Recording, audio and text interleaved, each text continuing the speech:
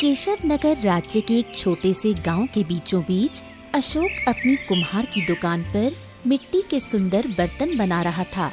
सूरज की रोशनी में उसकी मेहनत की चमक दिख रही थी। हाँ, माटी के बर्तन बनाए हम, जो रहे बड़े मजबूत।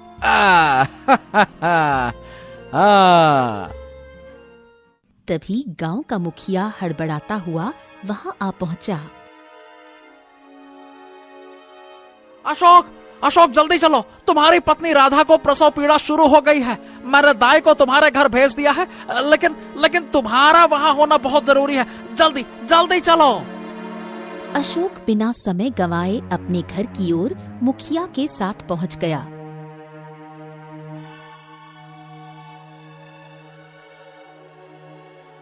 कमरे के अंदर से दर्द भरी आवाजें आ रही थीं। मुखिया उसे सांत्वना देते हुए बोला, हाँ, चिंता मत करो अशोक। मुझे लगता है कि तुम्हारे घर एक सुंदर पुत्र जन्म लेगा, देखना। मुखिया जी, मुझे पुत्र की इच्छा नहीं है। मैंने हमेशा यही चाहा कि हमारे घर एक पुत्री जन्म ले। हाँ। अरे वाह वाह वाह वाह, बहुत कम लोग ऐसे होते हैं जो पुत्र की कामना करते हैं अशोक। ज्यादातर लोग तो बस पुत्र ही चाहते हैं। तभी कमरे का दरवाजा खुल गया और दाई बाहर आ गई। उसके हाथों में एक सुंदर नवजात कन्या थी।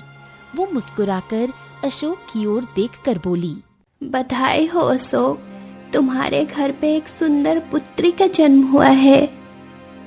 हाँ हाँ। अरे भगवान ने हमारी सुन ली। भगवान ने हमारी सुलेखा हमें दे दी। हाँ। देखा मुखिया जी, देखा, मैंने क्या कहा था, मुझे पुत्री चाहिए और पुत्री हुई। अरे धन्यवाद भगवान, धन्यवाद। मुखिया मुस्कुराता हुआ वहां से चला गया। अशोक तुरंत अंदर चला गया, जहां राधा बिस्तर पर लेटी हुई हल्के से मुस्कुरा रही थी। अशोक अपनी नवजात कन्या को गोद में उठाकर देखने लगा। जब मैंने अपनी बेटी की पहली किलकारी सुनी, तभी मेरे मन को शांति मिल गई थी। हाँ, अरे देखो तो राधा, देखो, ये तो बिल्कुल राजकुमारी जैसी लगती है। मेरे बच्ची। राधा, आज से इसका नाम होगा सुलेखा, एकदम राजकुमारियों वाला नाम। सुलेखा, अरे ओ सुलेखा। राधा अशोक की बात सुनकर मुस्कुराने लगी।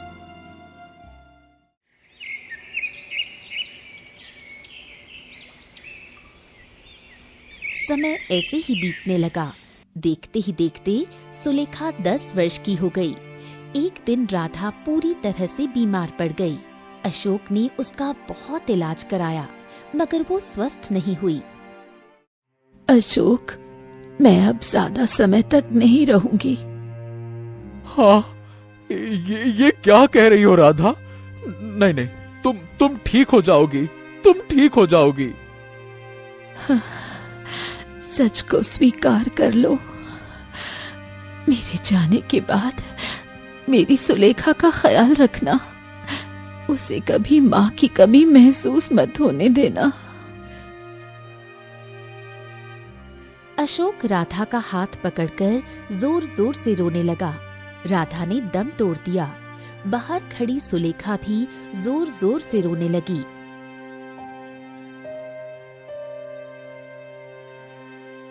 राधा के जाने के बाद सुलेखा दिन रात रोती रहती और अशोक एकदम गुमसुम रहता। एक दिन मुखिया अशोक के घर आ पहुंचा। हाँ, अशोक भाई, ऐसे कब तक जियोगे? देखो, मेरी मानो तो तुम्हें दूसरा विवाह कर लेना चाहिए। नहीं नहीं मुखिया जी, नहीं। मैं सुलेखा को सौतेली मां नहीं देना चाहता। अगर उसकी सौतेली मां ने उसे जरा सा भी सताया तो मैं बर्दाश्त नहीं कर पाऊंगा। हाँ, देखो, इसका विपरीत भी तो हो सकता है अशोक। देखो, मैं एक स्त्री को जानता हूं, उसका नाम है चंपा। वो बहुत अच्छी महिला है। उसका भी पति कुछ समय पहले गुजर चुका है और उसकी भी एक 8 वर्षीय पुत्री है। क्यों ना तुम उससे विवाह कर लो। सुलेखा को एक मां की जरूरत है और चंपा को एक सहारा। क्या कहते हो?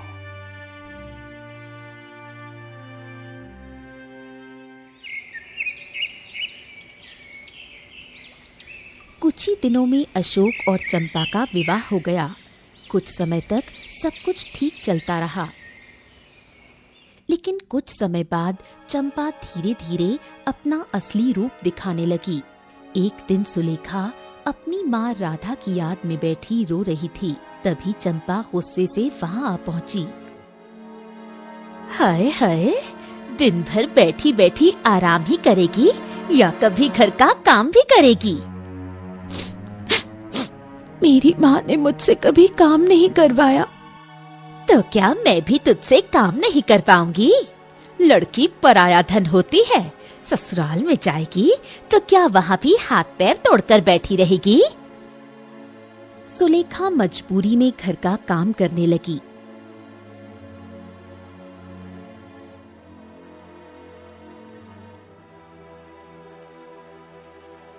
शाम को जब अशोक घर आया तो सुलेखा की आंखों में आंसू और उसके हाथों में पड़े छाले देख वो तुरंत समझ गया कि सुलेखा ने पहली बार काम किया है।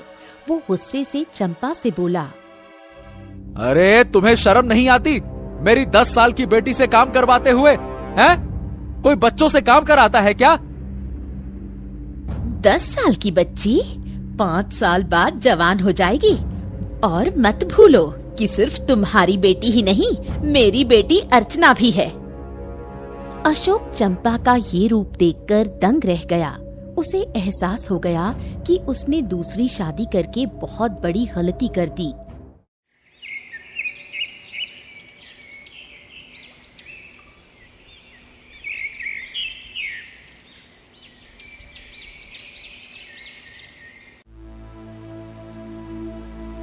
अगले दिन अशोक मुखिया के घर जा पहुंचा और मुखिया को चंपा की सारी करतूत बताने लगा। अशोक, देखो अशोक, मुझे माफ कर दो। मुझे नहीं पता था कि चंपा का स्वभाव ऐसा है। तुम्हारे विवाह के कुछ दिनों बाद मुझे पता चला था कि उसका अपने पति से अक्सर झगड़ा होता था। मैंने तुम्हें अनजाने में इस आग में धकेल दिया। मुझे बिल्कुल जानकारी नहीं थी। अगर तुम मुझे सजा देना चाहो तो मैं तैयार हूं। हाँ, इसमें तुम्हारी कोई गलती नहीं है मुखिया जी। शायद मेरे भाग्य में यही लिखा था, तो अब मैं क्या कर सकता हूं।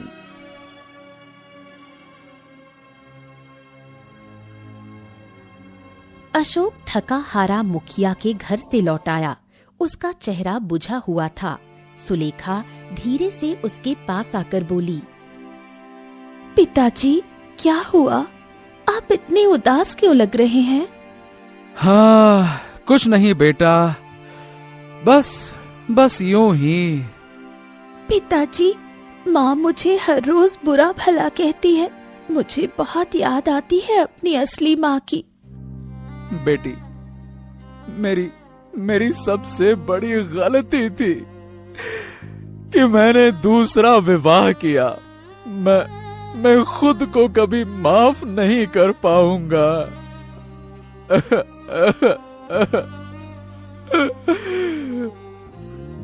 सुलेखा अपने पिता के आंसू देखकर अंदर ही अंदर दुखी होने लगी और उसने फैसला कर लिया कि अब वो कभी अपनी सौतेली माँ की शिकायत नहीं करेगी।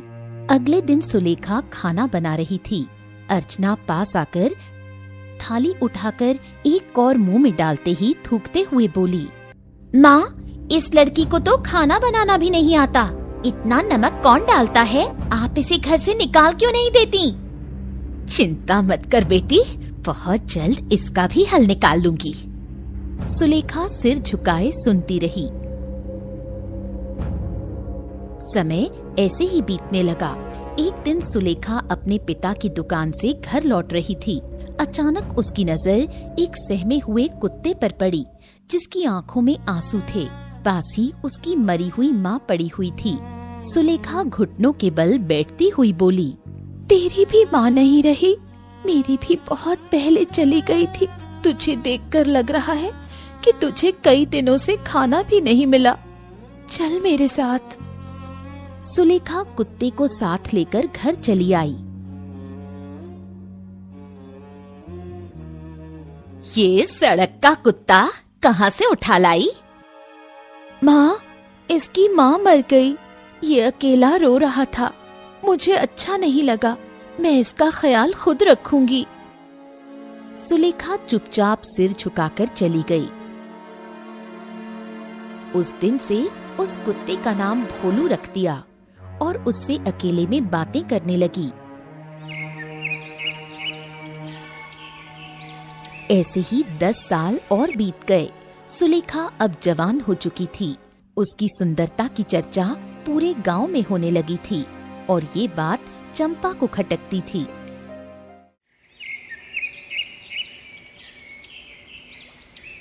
एक दिन अचानक अशोक बीमार पड़ गया।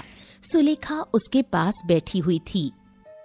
मुझे माफ कर देना बेटी, मैंने तुम्हारी जिंदगी बर्बाद कर दी।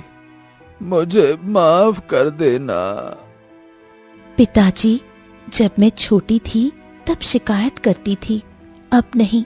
मैं खुश हूँ। हाँ? नहीं बेटी, नहीं नहीं नहीं। मैं जानता हूँ कि तू सिर्फ मेरे आंखों में आंसू नहीं देख सकती थी, इसीलिए कुछ नहीं कहती थी। बच्चे, मुझे विश्वास है कि तेरा नाम सुलेखा नहीं, राजकुमारी होना चाहिए था। अरे, तू एक दिन राज करेगी, राज, मेरी बेटी, राज। तभी चंपा वहां आकर बोली, राज करेगी? अरे, ये तो हमारे पूरे खानदान की नाक कटा देगी। अशोक की आंखों में आंसू आ गए, लेकिन वो अब असहाय था। सुलेखा चुपचाप वहां से चली गई और अपने कुत्ते भोलू के पास बैठ गई। तू ही मेरा सच्चा साथी है। तुझसे ही तो मैं अपने दिल की बातें कह सकती हूँ।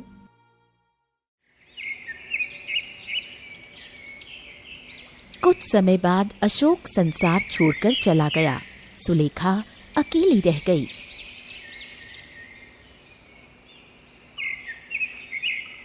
अशोक के निधन के बाद चंपा ने अपनी पुत्री अर्चना का बलिया नाम के एक आवारा युवक से विवाह संपन्न करा दिया। बलिया चंपा के घर पर ही घर जमाई बनकर रहने लगा। एक दिन बलिया अपनी सास चंपा से बोला, अरे माँ, इस सुलेखा को धक्के मारकर घर से बाहर निकाल दीजिए। इस गांव का मुखिया इस पर कुछ ज्यादा ही मेहरबान रहता है। कहीं ऐसा ना हो कि ये घर और दुकान उसी के नाम करवा ले। हाँ, मैं तो कब से इसी दिन का इंतजार कर रही थी। आज इसे निकाल ही देते हैं। चंपा, बलिया और अर्चना गुस्से से सुलेखा के कमरे में पहुंच गए। उठ, इस घर से बाहर निकल जा। तेरा इस घर में कोई हक नहीं। माँ, मैं कहाँ जाऊंगी? अब तो पिताजी भी नहीं रहे। अरे जाए जाए जाए, जहाँ भी जाए, मगर इस घर में तेरे लिए कोई जगह नहीं है। अगर यहाँ से नहीं गई ना तो याद रखना, मैं तुझे जिंदा नहीं छोड़ूंगा। सुलेखा डरते हुए बोली, ठीक है, मैं चली जाऊंगी।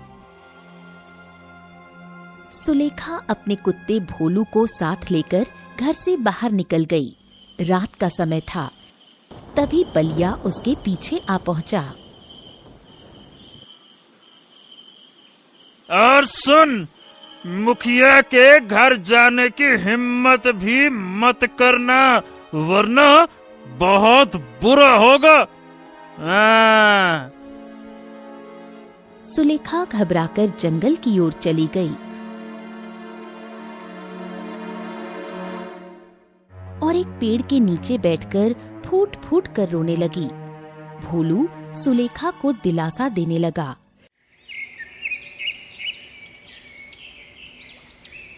सुबह अचानक भोलू जोर जोर से भौंकने लगा। वो दौड़कर झाड़ियों की ओर से एक तालाब के किनारे जा पहुंचा। सुलेखा ने देखा तालाब के किनारे एक व्यक्ति बेहोश पड़ा होता है।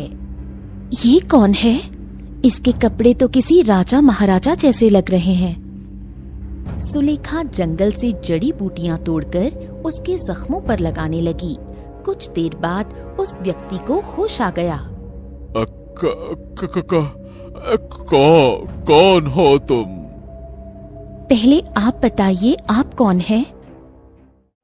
अरे हम केशव नगर के राजा विक्रम। अरे हमारे शत्रुओं ने मुझ पर हमला कर दिया था। मैं भागते भागते यहाँ आ पहुंचा और बेहोश हो गया। मगर तुम कौन हो बच्चे, और जंगल में क्या कर रही हो? सुलेखा अपनी पूरी आप बीती सुनाने लगी। अरे तुम्हारी सौतेली माँ को कड़ी सजा मिलेगी, हम उसे नहीं छोड़ेंगे। नहीं महाराज, जो मेरे साथ हुआ उसका फैसला ऊपर वाला करेगा। राजा विक्रम सुलेखा और उसके कुत्ते भोलू को अपने महल में ले आया और सारी घटना अपनी पत्नी रुक्मिणी को बताने लगा। सुलेखा, तुम्हारी वजह से मेरे पति की जान बची। अब से तुम यही महल में रहोगी। महारानी जी, मैं सिर्फ एक साधारण लड़की हूँ, महल में मेरा क्या काम? अरे साधारण नहीं, तुम्हारा हृदय बहुत बड़ा है सुलेखा। तुम अब हमारी बेटी जैसी हो। हाँ। उस दिन के बाद सुलेखा राजा विक्रम के महल में ही रहने लगी, परंतु उसके मन में हमेशा एक खालीपन रहता था। एक दिन वो राजा विक्रम से बोली, महल में नहीं रहना चाहती, बल्कि मैं अपने पैरों पर खड़ा होना चाहती हूँ। सुलेखा, तुम्हारी ये बात हमें बहुत पसंद आई। हमें खुशी है कि तुम खुद के लिए कुछ करना चाहती हो। बोलो, तुम क्या चाहती हो? सुलेखा, तुम्हारा नाम सोने जैसा है और तुम्हारा हृदय भी उतना ही शुद्ध है। क्यों ना हम तुम्हें हरियापुर गांव की जमींदारी सौंप दे। हरियापुर गांव? हाँ, हरियापुर में हाल ही में बहुत अत्याचार की खबरें आ रही हैं, खासकर की लड़कियों के खिलाफ। वहाँ के पुराने जमींदार की आलीशान हवेली अभी भी खड़ी है, लेकिन अब वहाँ कोई सही नेतृत्व नहीं है। अगर तुम वहाँ की जमींदार बनो तो हमें विश्वास है कि तुम गांव की दशा बदल सकती हो। अगर मुझे ये अवसर मिल रहा है तो मैं इसे व्यर्थ नहीं जाने दूंगी। मैं हरियापुर गांव को न्याय और सम्मान की नई पहचान दूंगी। हाँ, हमें तुम पर पूरा भरोसा है सुलेखा। आज से हरियापुर गांव की सारी जमीन तुम्हारी है। वहाँ के सभी किसान तुम्हारे अधीन काम करेंगे और तुम्हारा फैसला वहाँ का कानून होगा। और हमें यकीन है कि तुम वहाँ कुछ अच्छा करोगे। हाँ।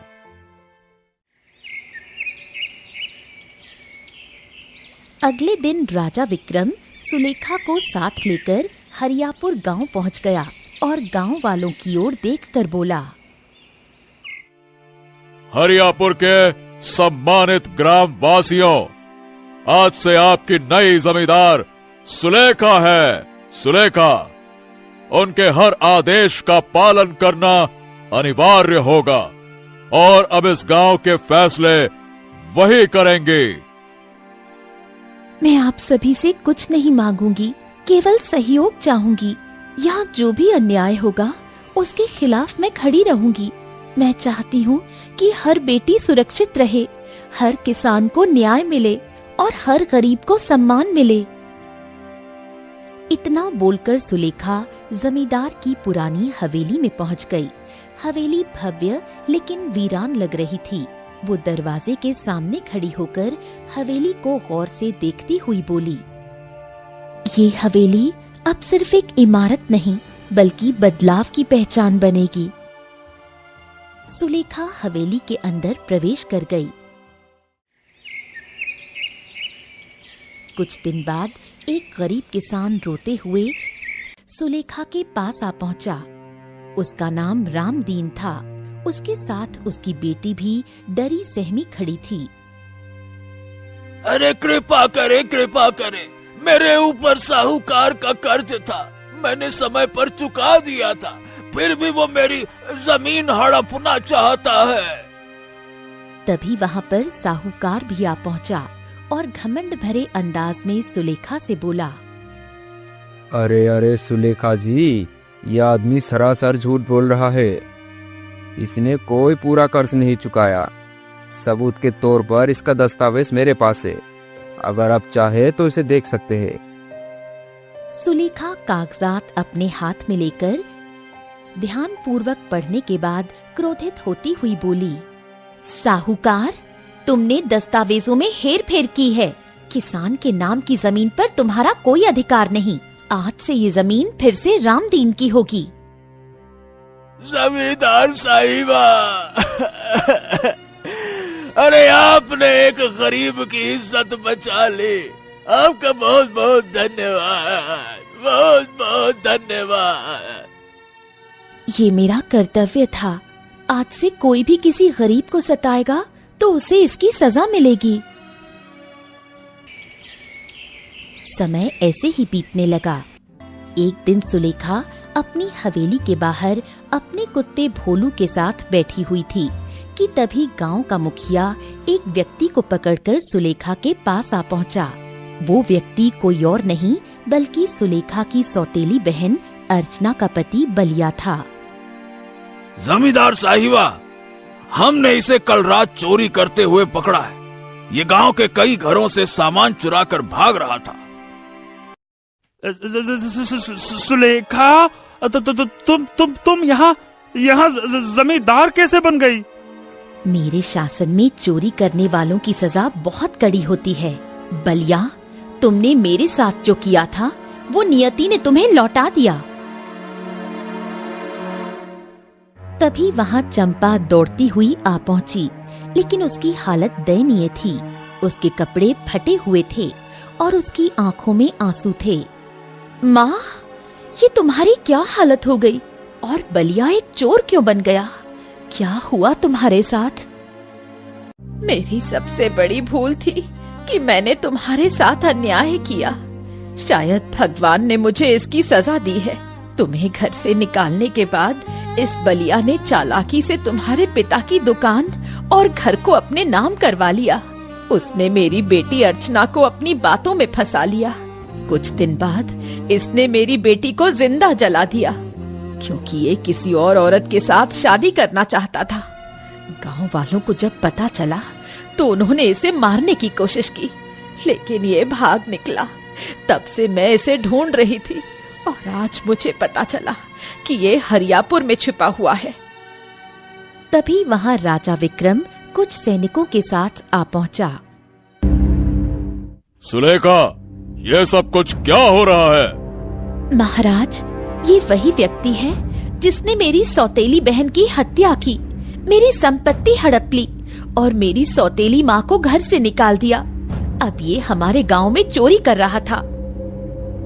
ऐसे दरिंदे को जीवित रहने का कोई अधिकार नहीं है। इसे तुरंत मृत्यु दंड दिया जाए। सैनिकों ने बलिया को पकड़ लिया और उसे तुरंत मौत के घाट उतार दिया। राजा विक्रम फिर सुलेखा की ओर देखकर बोले, सुलेखा, अब तुम्हारी सौतेली माँ का क्या किया जाए? मैं अपनी सौतेली माँ को अपने साथ नहीं रख सकती। अगर इन्होंने सिर्फ मेरे साथ अन्याय किया होता तो मैं सहन कर लेती, लेकिन इन्होंने एक 10 साल की मासूम बच्ची के साथ अन्याय किया था, जो अपनी माँ को ही सब कुछ मानती थी। इस औरत ने माँ शब्द की परिभाषा ही बदल दी। जाओ और अपने कर्मों का फल भुगतो। ये हवेली तुम्हारी नहीं है, ना ही ये गांव तुम्हारा है, और तुमने तो मुझे कभी अपनी बेटी माना ही नहीं। तुमने आज फिर यह साबित कर दिया कि तुम एक न्याय प्रिय शासक हो। आज से तुम सिर्फ हरियापुर की नहीं बल्कि अपने गांव के भी जमींदार हो। अब तुम्हारी जिम्मेदारी 2 गांवों की होगी। सुलेखा अपने गांव लौट आई। वो अपने पुराने घर के बाहर खड़ी होकर आकाश की ओर देखने लगी। देखो पिताजी, आपने हमेशा कहा था कि मैं आपका नाम रोशन करूंगी और एक राजकुमारी बनूंगी। देखो पिताजी, आज मैं सच में राजकुमारी बन गई हूँ। आपके और मेरे ऊपर जिन्होंने अत्याचार किए थे, उन सबको भगवान ने सजा दे दी है।